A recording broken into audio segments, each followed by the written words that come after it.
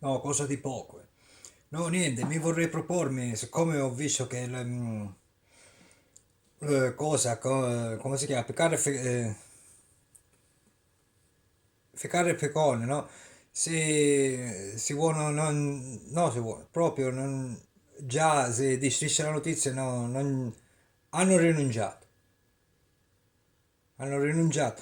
E allora io mi propono, io, sì, purtroppo sono siciliano, di nuovo siciliano, dico, uno magari può dire, sembra siciliano, lo so, però non si sa mai, Antonio Ricci ancora interessa nei siciliani. Mi propono io, consiglio poi, consi- consiglierei, consiglierei non lo so, una partners femmina, consiglierei, che penso così, secondo me è una femmina buona, comunque, e niente, e poi spererei che cosa pure Fecare Piccone, che pure almeno Valentino, che non so se è Piccarro o Ficcone, almeno Valentino che dica che perché lui mi conosce, Valentino, pure quello Salvo mi conosce, che è un pezzo di me. No, no, perché Valentino è coscienzioso, è, come si dice, è parsimonioso, cioè, Valentino le capisce le cose, è obiettivo, ecco, è obiettivo. Mi piacerebbe che anche lui direbbe un commento, dice, sì, sì, sono d'accordo, è perfetto per scistere la notizia al posto nostro, diciamo.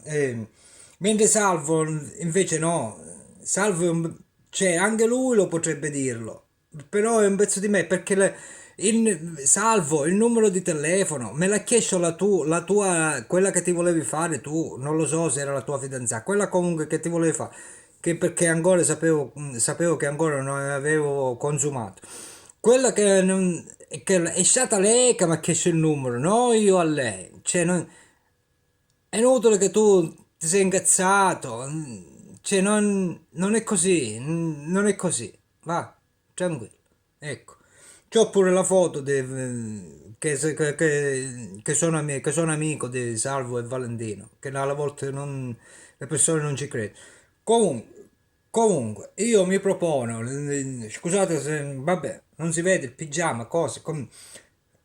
Scusate il disappiglio, però è perché per mostrare proprio la mia la spontaneità, perché so che la base essenziale della stessa notizia è la spontaneità, la spontaneità.